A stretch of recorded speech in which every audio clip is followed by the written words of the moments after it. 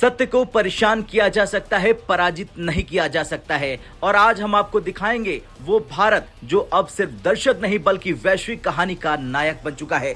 आज जो खबर अमेरिका से आई उसने पूरी दुनिया को चौंका दिया। कभी दुनिया के सरपंच कहे जाने वाले डोनाल्ड ट्रंप को एक भारतीय मूल की मुस्लिम नेता ने ऐसी हार दी जिसके बारे में ट्रंप ने शायद कभी सोचा ही नहीं था। जी हां, हम बात कर रहे हैं जोहरान ममदानी की, जो अब न्यूयॉर्क सिटी के पहले मुस्लिम और भारतीय मूल के मेयर बन चुके हैं। और हैरानी की बात यह है कि जैसे ही उन्होंने जीत हासिल की, उन्होंने मन से भारत और जवाहरलाल नेहरू का ऐसा जिक्र किया कि ट्रंप ही नहीं, मोदी भी सुनकर हैरान रह गए।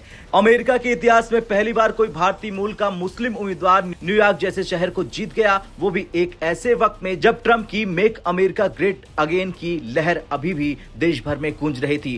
ट्रंप ने हर कोशिश की थी कि ममदानी की राह रोकी जाए। उन्होंने चुनाव प्रचार के दौरान न सिर्फ ममदानी की नीतियों का विरोध किया बल्कि यहां तक धमकी दे डाली कि अगर ममदानी जीते तो वो न्यूयॉर्क को फंडिंग रोक देंगे। पर हुआ उल्टा। अमेरिकी जनता ने ट्रंप की धमकियों को नजरअंदाज कर जोहरान को 50.4% वोटों के साथ जीत दिला दी। उनके सबसे नजदीकी प्रतिद्वंदी पूर्व गवर्नर एंड्रू को मिले 41% वोट, जबकि ट्रंप समर्थक उम्मीदवार कार्टिस को 7% वोटों के साथ मैदान से बाहर होना पड़ा। यह सिर्फ एक जीत नहीं बल्कि अमेरिका की राजनीति में एक नए युग का संकेत है। जोहरान ममदानी किसी आम नेता का नाम नहीं, वो प्रसिद्ध फिल्म मेकर मीरा नायर और कोलंबिया यूनिवर्सिटी के प्रोफेसर महमूद ममदानी के बेटे हैं। मतलब उनका जन्म एक ऐसे परिवार में हुआ जहां कला, विचार और विद्रोह तीनों एक साथ पलते हैं। ममदानी पेशे से सोशल वर्कर हैं और उन्होंने लंबे वक्त तक अफ्रीकी अमेरिकन समुदायों और प्रवासियों के लिए काम किया। उनका विजन हमेशा साफ रहा, अमेरिका सिर्फ अमीरों का नहीं बल्कि सबका होना चाहिए।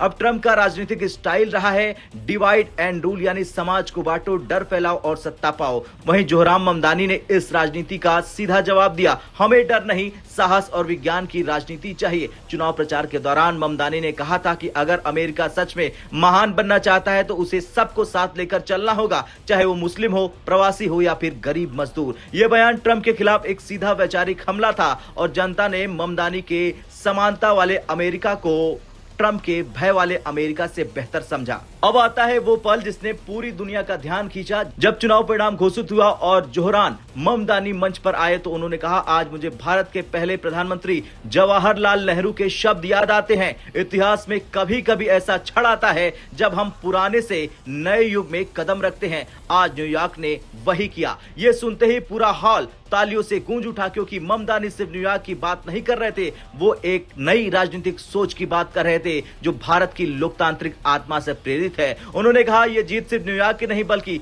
हर उस इंसान की है जो समानता और इंसाफ में विश्वास रखता है। जोहरान ममदानी का यह बयान भारत में भी चर्चा का विषय बन गया। कई लोगों ने कहा कि देखिए, एक भारतीय मूल का बेटा अमेरिका में जाकर भारत की लोकतांत्रिक आत्मा को जगा रहा है। उन्होंने बयान में सीधे तौर पर मोदी का नाम नहीं लिया, लेकिन उन्होंने कहा, अब वक्त बहानों का नहीं, विजन और साहस का है। तो राजनीतिक एक्सपर्टों ने माना कि ये ट्रंप के साथ साथ भारत की मौजूदा सत्ता शैली पर भी एक अप्रत्यक्ष टिप्पणी थी। कहा जा रहा है कि मोदी सरकार के कुछ वरिष्ठ नेताओं ने इस भाषण को ग्लोबल प्रोग्रेसिव मूवमेंट का हिस्सा बताया, यानी अब भारतीय मूल का नेता दुनिया की राजनीति में एक नई सोच का प्रतीक बन गया है।